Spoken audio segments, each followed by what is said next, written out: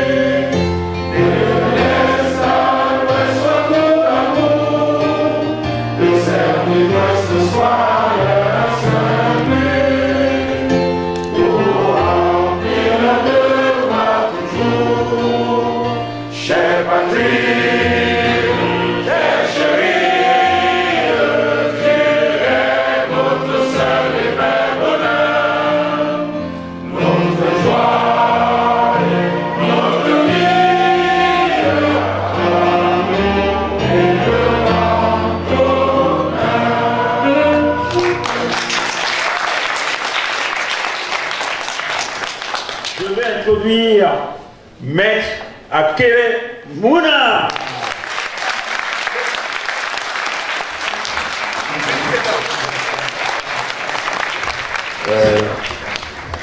Good evening. Mesdames, Messieurs, chers frères, chères sœurs, bonsoir. Bonsoir. Bonsoir. When are we going to change this? Now. When are we going to change this? Now. Thank you very much. Vous savez, je suis très heureux d'être là, très très heureux. Ému d'ailleurs après le point, ému aussi après ce que mon ami Toby a dit, parce que c'est lui le tout premier à nous écrire après le discours, et l'émotion, la charge émotionnelle qu'il avait dans cet écrit m'avait vraiment secoué. Toby, merci beaucoup.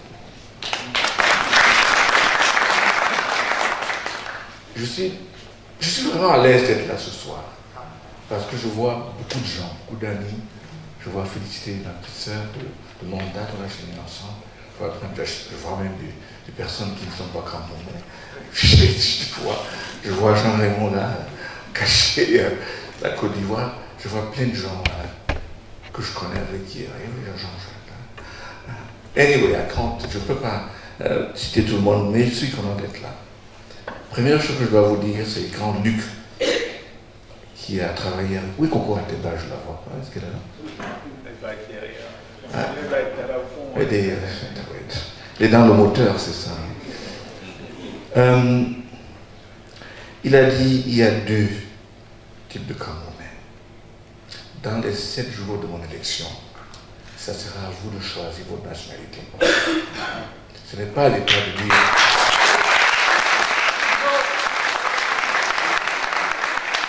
Ce n'est pas à l'État de dire si vous êtes Camerounais, non. Parce que vous l'êtes.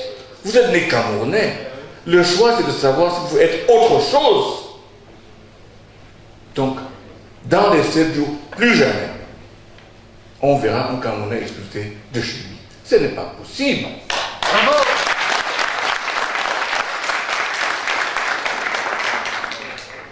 Donc, dans l'avenir, l'histoire de double nationalité sera quelque chose du passé. Ça, il faut qu'on le sache. Dans les 7 jours, on va régler cela. Ça sera à vous de choisir, pas à l'État, pas d'un gouvernement. Et c'est ce problème persiste par une astuce. Parce que nous avons un État qui est spécialisé dans la création de dépendances. Il faudrait que nous soyons dépendants pour être infidèles. Quoi? Infiolé, voilà. N'oubliez pas que je suis anglophone, alors je parle des fois en français assez approximatif, soyez indulgents. Donc, et c'est ça tout le système camerounais. nous devons être tous dépendants du système. Alors, des ordinateurs, c'est des cadeaux.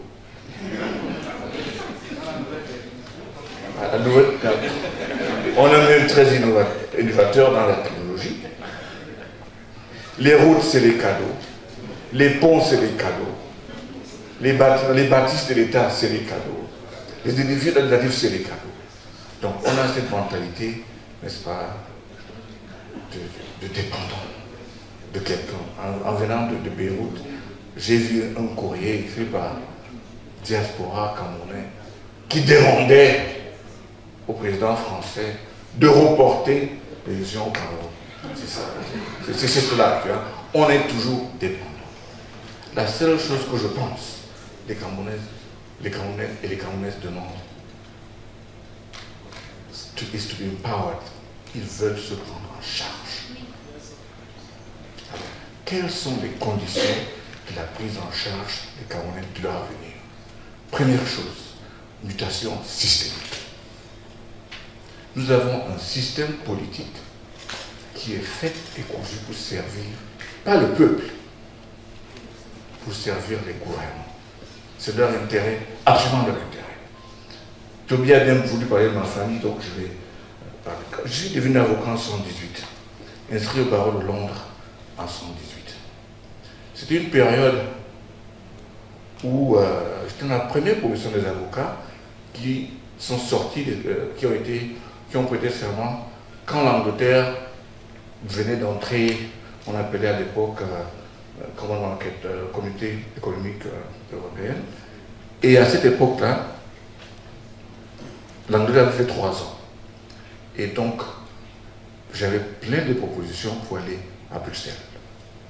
Parce que j'étais supposément bilingue, et je connaissais le common law et tout. Mais mon père m'a dit, ça se passe au Cameroun, alors vous revenez. Je suis reparti, j'ai fait 3 semaines à la maison, j'ai composé mon dossier, tellement de papiers à mettre ensemble, des thèmes partout, et j'ai fini par mettre mon dossier. Je suis allé au ministère de la Justice, j'ai attendu 1 heure dans le bureau du directeur des professions judiciaires, et j'entre dans son bureau, il me dit, qu'est-ce que vous voulez? J'ai dit,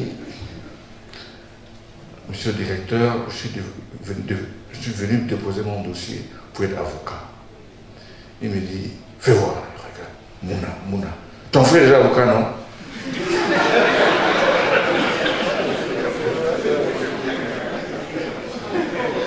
Je lui dis, monsieur le directeur, je ne veux pas être avocat, je suis avocat. Il regarde. Ah, barista at law. Lincoln's Inn. Les anglophones, vous aimez trop les faux diplômes, hein?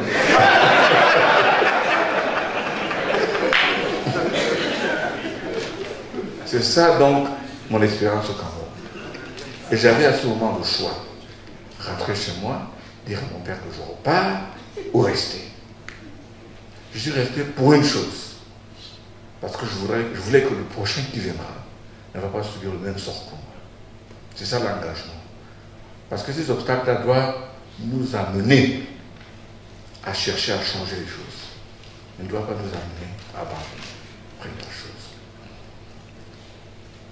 Et, bon, ben, nos textes disent que quand vous êtes avocat dans un autre pays, vous venez, on vous fait avocat. Moi, on a fait un arrêté, on m'a demandé de faire 2 ans de stage d'avocat. J'étais furieux. Et il vient d'écrire que je dois lever le micro. Donc je suis transparent, je vous dis ce qu'il a écrit. Non, sincèrement, donc, j'étais furieux. Avocat stagiaire, qu'est-ce que c'est? Donc je suis donc parti. À la maison, mon père à l'époque était président de l'Assemblée. On disait 2e personnage, je cours là, j'ouvre la chambre, il dort, il me regarde, qu'est-ce qu'il y a? Je dis, mais on m'a fait avocat stagiaire. Il me donne, est-ce que tu prends de la robe et de la perruque? Je dis, oui, papa. Est-ce que tu peux plaider au tribunal? Je dis, oui, papa. Il dit, oh, on peut te freiner, mais on ne peut pas t'arrêter. On peut te ralentir, mais on ne peut pas t'arrêter. Ton problème, c'est la vanité. Allez, laisse-moi dormir. Et c'est comme ça que je suis parti, furieux. Mais je raconte cette histoire parce que 14 ans après, j'étais représentant du bâtonnier à Yaoundé, assis dans mon bureau, demande d'audience. Ce directeur, qui était déjà à la retraite, voulait être avocat, et il est venu me remettre son dossier.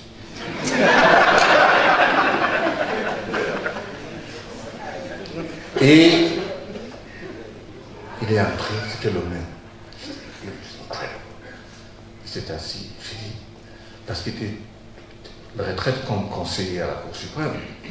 Et j'ai dit, monsieur le conseiller, c'est vous qui m'avez reçu quand je suis rentré de Londres. Il dit, ah bon? Et je lui dis, je vais vous renvoyer l'ascenseur. Et il me dit, monsieur le bâtonnier, ne me renvoyez pas l'ascenseur en mal. Évidemment, parce qu'il était reconnu pour être vraiment d'une méchanceté gratuite à tout le monde. Donc il savait que si on lui renvoie l'objectif, il sera mal. Bon, pour dans cette histoire, j'ai pris son dossier, je l'ai présenté au conseil, le bâtonnier à l'époque était monté, et tout le monde voulait qu'il vienne au conseil, qu'on l'interroge, et tout et tout. J'ai dit vraiment, ce type a été conseiller à la Cour suprême. Pourquoi est-ce qu'on doit revoir? Qu'on le laisse devenir avocat, si son problème, c'est pas le nôtre. Grand débat, et puis même le bâtonnier monté dit non, il faut qu'on vote. On est 12 ou je crois 15. 13 pour qui se présente. J'étais seul contre, et monté qui n'a pas voté. Il me dit, mais il va rester aujourd'hui à Yaoundé. Et en tout cas, on annule le vote, il ne passe pas ici, il devient avocat. Je raconte cela pour dire que, de mon expérience, et je pense pour répondre à toi, Toby, je n'ai pas eu la chance, peut-être parce que je suis né dans cette famille, de bénéficier de passe-droit parce que mon père était ce qu'il était. C'était, et pendant toute sa carrière politique, on n'a pris aucun dossier de l'État parce qu'il nous a demandé qu'il y aurait conflit d'intérêts. On ne l'a pas fait. Je devais faire quiconque devait sortir un dossier dans lequel notre cabinet était constitué pendant que mon père était aux affaires. Ça n'a pas été fait. Quand j'ai déclaré ma candidature, j'ai fait exactement la même chose. J'ai démissionné de EcoBank où j'étais président du conseil. J'ai démissionné de la Banque africaine de développement à compter de mars. J'ai démissionné de l'International Anti-Corruption Commission. Le seul poste que je reste à occuper, c'est IAAF, c'est International Athletic Federation. Je l'ai fait, on m'a dit non, il n'y a pas de conflit, vous pouvez rester. Je dis cela pour dire que notre problème au Cameroun, number one, c'est la gouvernance. C'est ça qui est à l'origine des problèmes des anglophones. Parce que toutes les autres régions souffrent.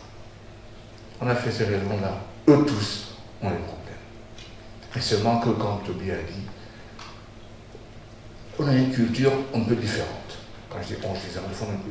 Pas parce qu'ils sont mieux que les autres, mais parce qu'ils n'ont pas subi la catastrophe de la guerre d'indépendance. Les anglophones n'ont pas subi ça. Des villages entiers ont été brûlés. Des familles divisées. Et les séquelles, on les voit jusqu'à aujourd'hui. C'est très difficile, je l'appelle mon cousin, de faire prendre une position par quelqu'un qui est de l'Ouest. Très difficile dans un débat. He will navigate to the left, to the right, et puis il ne prendra pas position. C'est parce que ce peuple souffre d'un traumatisme que personne au Cameroun n'a.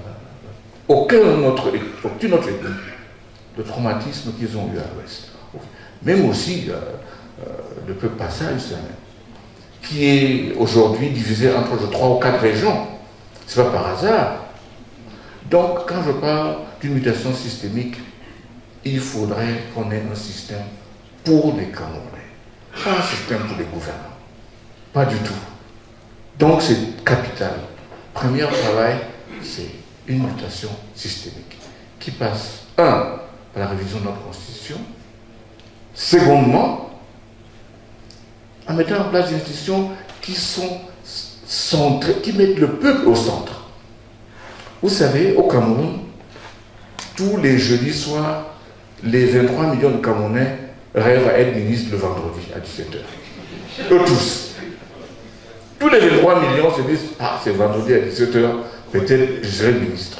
Tous les 23 millions. Mais on va arranger ça, parce que pour la première fois, on va réduire ça à 180. Pour être ministre, il faudra être député.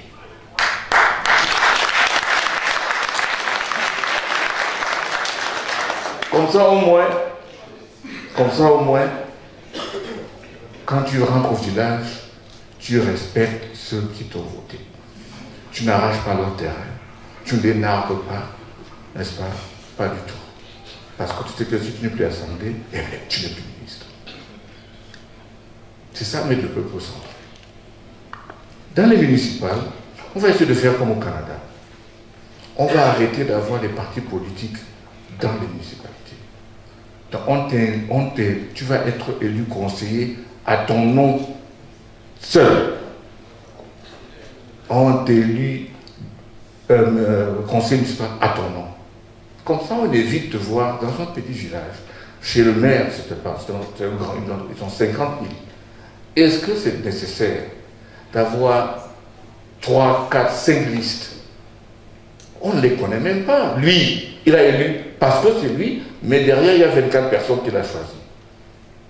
Il faudrait que, au niveau des communautés, les gens puissent élire des gens parce qu'ils les connaissent. Un architecte, un médecin, un maçon, un pêcheur. Mais pas des listes où on élit un tête de liste et puis on se retrouve avec 24 bandits derrière. C'est pas acceptable ça. Il faudrait un système qui peut faire agir le peuple. Il faut que le peuple soit au centre. Si vous ne le faites pas, on ne peut pas avancer. Parce que quand vous regardez le Cameroun aujourd'hui, à la rigueur, le seul vraiment élu, encore, mais c'est le président de la République. Ceux qui gèrent la crise qu'on a, c'est une crise qui concerne toute la nation. C'est qui? Le Premier ministre, qui l'a élu? Le préfet, qui l'a élu? Le gouverneur, qui l'a élu?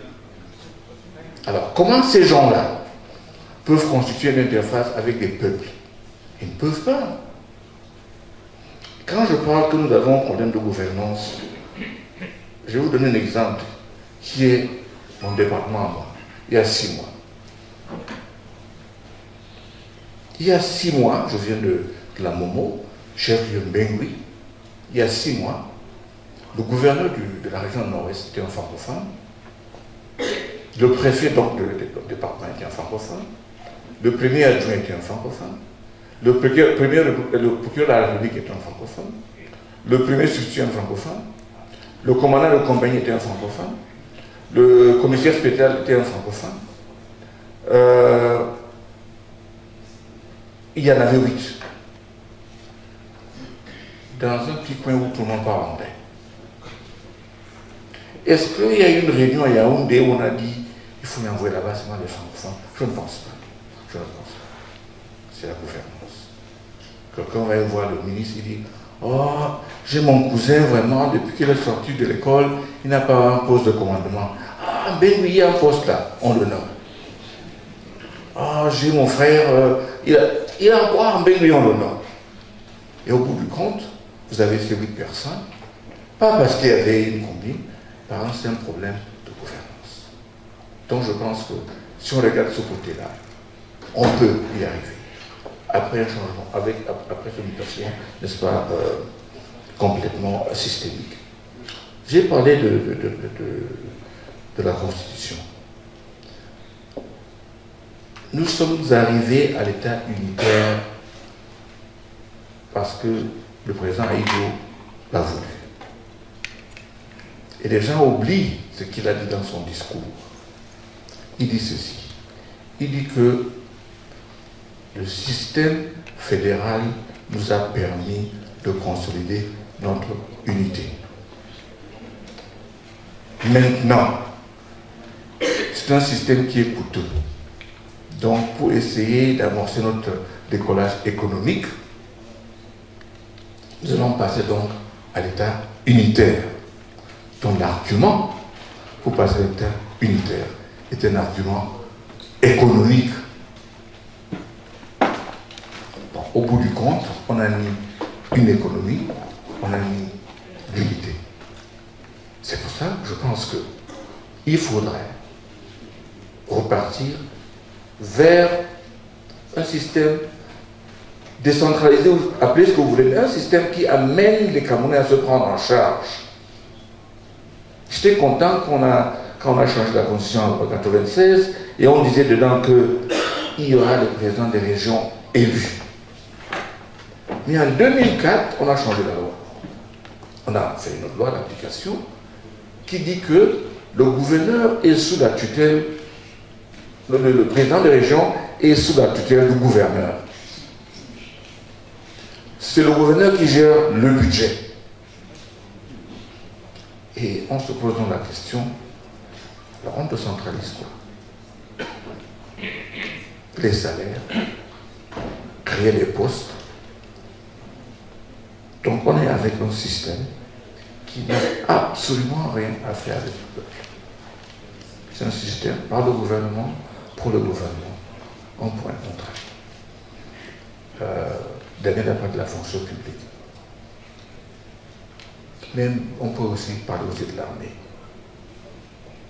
L'injustice dans ces corps.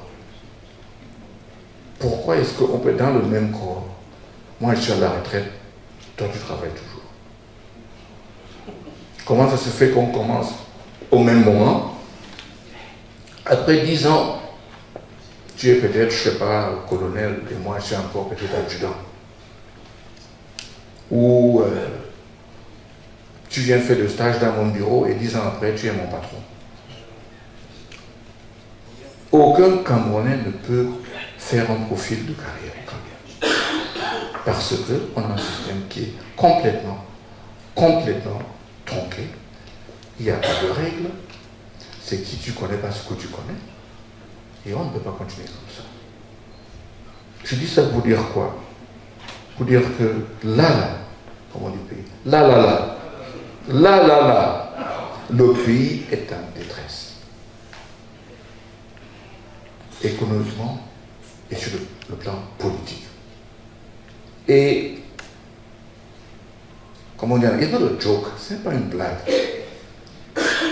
Au Cameroun, maintenant, si vous voyez ce qui se passe, je pense que on n'a pas le droit d'utiliser ça comme sujet de bloguer ou bien de faire des messages, mais c'est une situation très grave.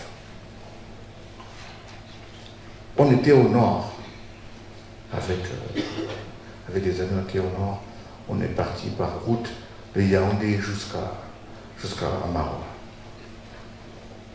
Je parlais à quelqu'un là-bas qui me parlait presque avec les larmes aux yeux, parce qu'il a donné 1000 francs en village, 1000 francs. Et le gars, pour lui dire merci, s'est couché à nous par terre. Parce que les 1000 francs là, pour le gars, it was life saver, parce qu'il sauvait la vie. 1000 francs. CFA. 1000 francs CFA, exactement. 1000 francs CFA. C'est incroyable. Au niveau de pauvreté, il faut y aller. Maroua vit du tourisme. Le centre artisanal a pris feu il y a 5 ans. Ce n'est pas reconstruit. On a vu ces gens-là vendant dehors, dans l'eau, dans la boue. Ils se plaignaient. Il dit encore, si la pluie vient là, il faut qu'on ramasse tout pour se cacher. Et on a un ministre de tourisme. Je veux dire que le tourisme marche en France parce qu'ils n'ont pas de ministre. Je ne sais pas, il n'y a qu'en Afrique, aux États-Unis, je ne connais pas qui c'est le ministre du tourisme. Je ne sais pas si on en a en France, encore moins en Angleterre. Parce que ce sont des affaires qui sont gérées par ceux-là qui sont concernés. Ils ont un office là-bas à l'extrême nord. Ils sont concernés, ils connaissent ce problème-là. L'école primaire, pourquoi est-ce qu'il y a un ministre de l'éducation de base, c'est ça, qui doit gérer l'affectation d'un maître de l'école primaire qui part de Mora à Kousséri? Qu'est-ce qu'il en sait? C'est parce que ce n'est pas une question de centralisation. Il faut créer un système de dépendance. Tout ce que vous voulez, vous demandez. Et quand vous demandez, vous payez. Il faudrait que nous créions un environnement qui permette aux Camerounais de se prendre en charge. C'est tout ce qu'il faut. Quand vous êtes de diaspora, vous avez 2 passeports, ben, bon, on vous laisse. On ne vous laisse pas. C'est ça, ce système de dépendance. Des discrétions, il y en a qui n'en ont pas. Si vous regardez, parce qu'on nous montre souvent quand on vote à l'ambassade de France, et vous êtes surpris par ceux qui vont voter, n'est-ce pas? Vous dites, ok, ça marche pour certains, mais ça ne marche pas pour d'autres. Et c'est ça. Un Camerounais doit connaître ses droits. On vient de découvrir dans le sud-ouest un des plus grands gisements de gaz liquide, liquid gas. Plus grand gisement dans l'Afrique centrale et l'Afrique de l'Ouest. Exploité et utilisé. On n'en sait rien. Quelles sont les quantités? Qui sont les acheteurs? On n'en sait rien. Tout ça, on doit finir. On doit avoir un système transparent. Vous et moi, on se lève le matin, on voit sur l'ordinateur, on dit « Ah, telle concession, c'est telle personne, voilà ce qu'il a vendu, voilà ce qu'il a eu. Les concessions de pétrole, tel bloc, c'est telle personne qui gère, voilà ce qu'il a eu. » On dit que la jeunesse, il y a beaucoup de pays où on constitue en fonds des ressources pour que ceux qui viendront après vont trouver quelque chose. Mais non, dans notre cas, nous vendons même ce qu'on va voir demain. Dans les jeunes qui vont après n'ont qu'à payer souvent les dettes. Donc on a un système. Je dis c'est pour dire que si vous avez un système qui prend le peuple au centre de son action, le problème est réglé. C'est tout ce qu'il faut dans ce changement systémique. Qu'est-ce qui est bien pour le peuple? L'exemple que je donne souvent en ce qui concerne le volet justice sociale, c'est même biblique, j'ai dit à plusieurs personnes. Même dans le Coran, même dans la Bible, il y a 3 choses qui ressortent. L'enseignement, le jugement et la guérison. Alors, dans une société, s'il y a la justice, s'il y a la santé, s'il y a l'éducation, vous êtes sûr d'atteindre le plus pauvre de nous.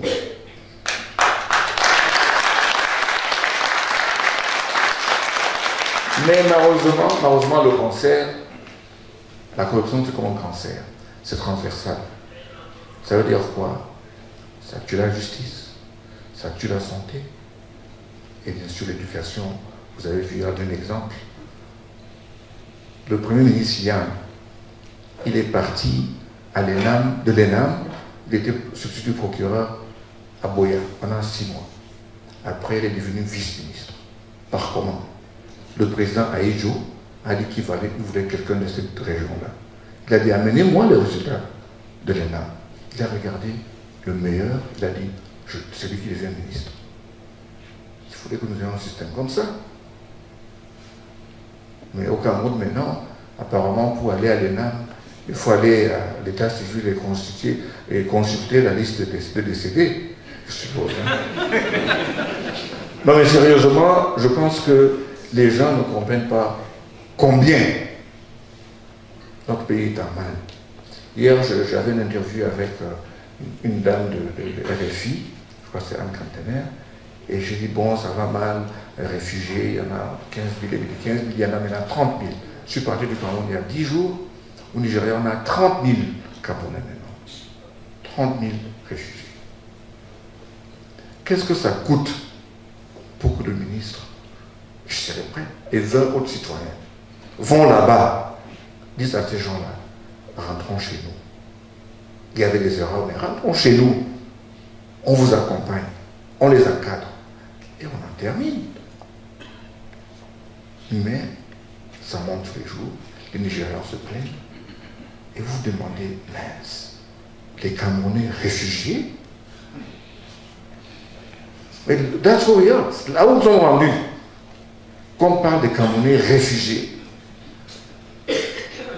Je pense que pour accepter cela, ce n'est pas une histoire d'anglophone, francophone, ça c'est une bêtise que les autres ont inventée pour nous distraire.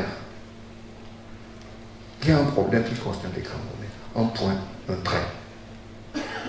C'est bien ce que Toby dit, qu'ils sont tous des anglophones, je ne sais pas. Mais je pense que j'ai une expérience qui me permet de servir mon pays. Par la force des choses, je suis peut-être anglophone, mais j'ai une expérience qui me permet de servir le pays. Et je ne voudrais pas que ce soit parce que je suis anglophone ou non.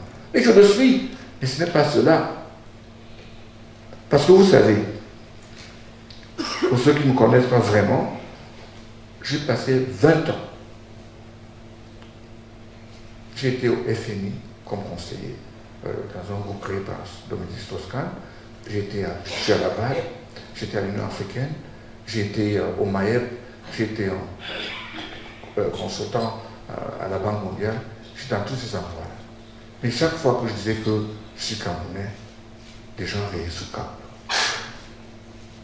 Et je me suis rendu compte que c'est le pays qui donne le branding. Ne vous trompez pas. Vous pouvez avoir tout ce que vous avez, tous les diplômes que vous avez, qualifié comme vous êtes, fier comme vous êtes. Quand vous dites je suis Camerounais, tout le monde dit vraiment c'est là que ça se gâte. J'étais en transit à l'aéroport de Charles de Gaulle.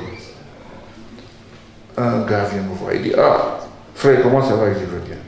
Il dit vous êtes nigérien? Je dis non. Il dit moi je suis malien, vous êtes je suis Camerounais. Il dit ah Camerounais. Analyse, jamais d'action. Bon, on se voit.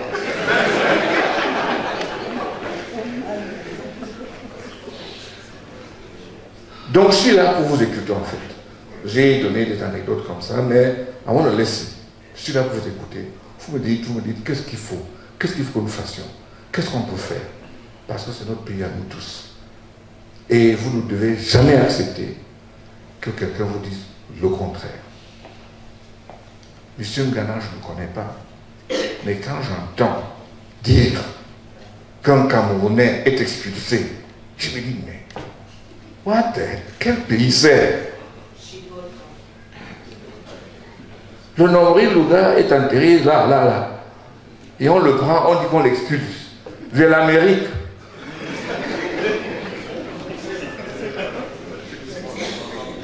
Je pensais que c'était pendant l'esclavage que ça se passait ça. Mais on l'expulse de son pays. Mon cher ami Richard Bonin n'a pas vu venir enterrer son roi. Parce que, this is incredible.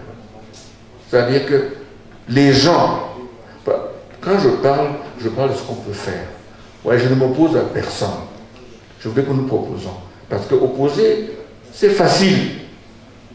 Proposer, c'est un peu plus compliqué. Mais nous avons laissé faire comme si on est des étrangers au Cameroun. On ne peut plus. Nous n'avons pas le droit de le faire.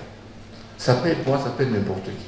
J'ai toujours dit, le moment viendra, on va voir qui peut mieux mener ce bateau. Je vais m'aligner derrière n'importe qui.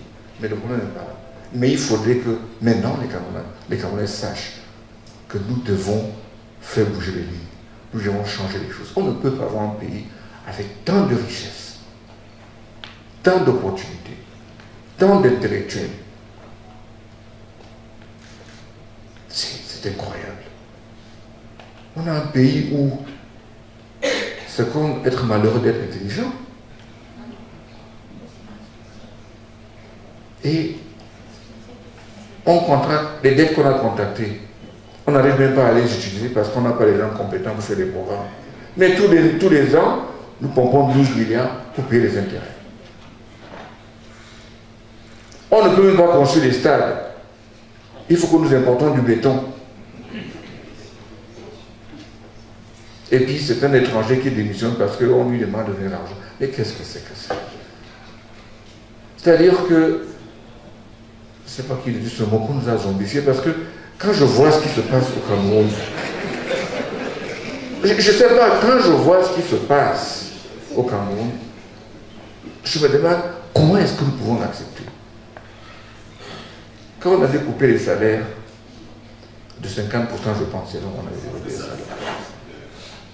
J'ai dit un Sénégalais, il me dit éclairé, votre pays là c'est magique. Moi je pense qu'il fallait même qu'on demande aux gens de rembourser ce qu'ils avaient pris avant. Et rien ne se passerait. Je n'appelle pas la révolte. J'appelle à ce que nous chargeons un seul fusil. C'est la carte d'électeur. Une seule balle, c'est le bulletin. Aussi simple que ça.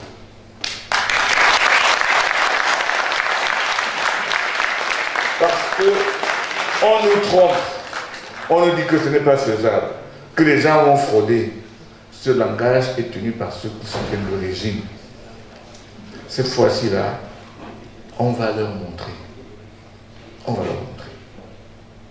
que Vox Populi, Vox Dei.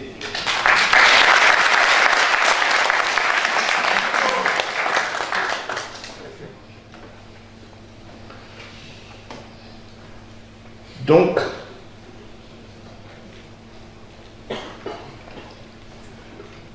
la diaspora, à mon avis, est un pilier important, très important pour le développement économique. J'avais écrit un papier, j'avais envoyé directement au président de la République, demandant de faire un high-level summit pour la diaspora. J'ai dit que c'était essentiel que ceux qui venaient achètent leurs billets, qu'ils s'inscrivent et qu'ils viennent parler de ce qu'ils peuvent faire pour le pays.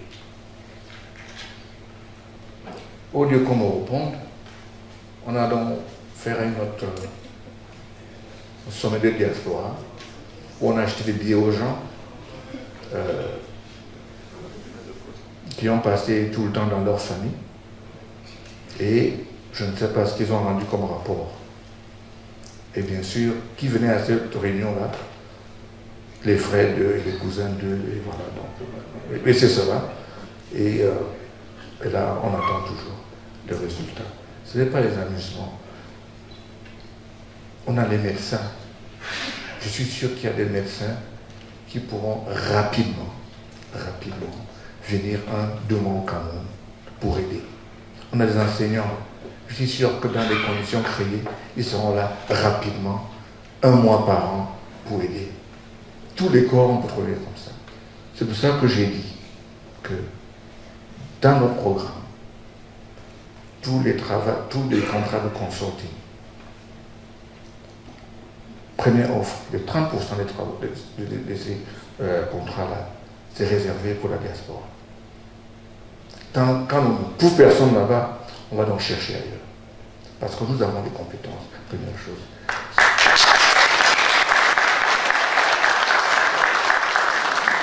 Seconde chose, je le sais parce que j'ai fait la première licence aux États-Unis, qu'il y a beaucoup d'espace en France, c'est la même chose.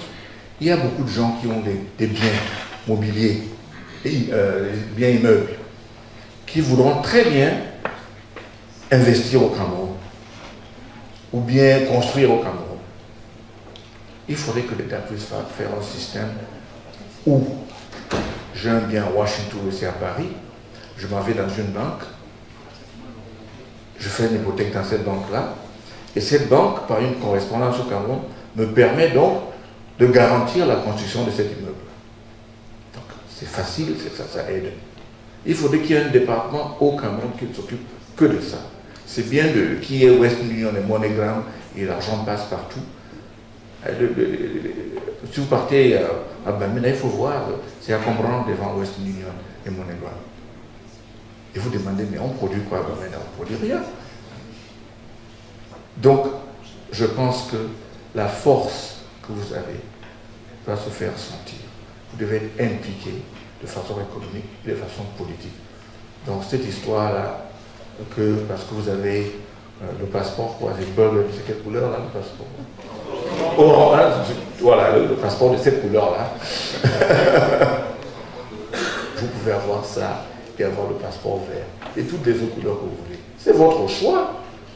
Mais le Cameroun, le passeport vert là, it's yours. Vous l'avez par la naissance. On ne peut pas vous l'enlever.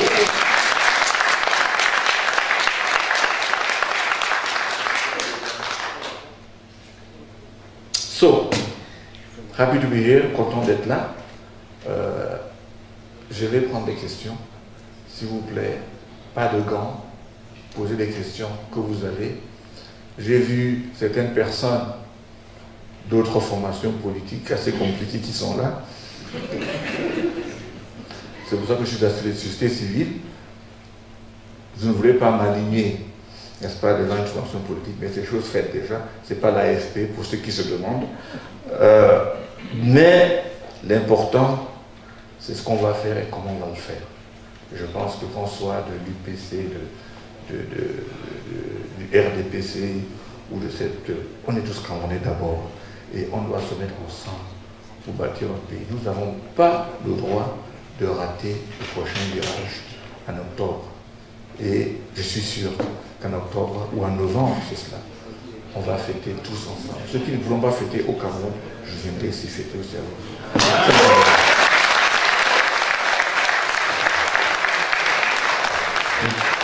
So, Luc, alors comment ça se passe pour les questions? Tu vas gérer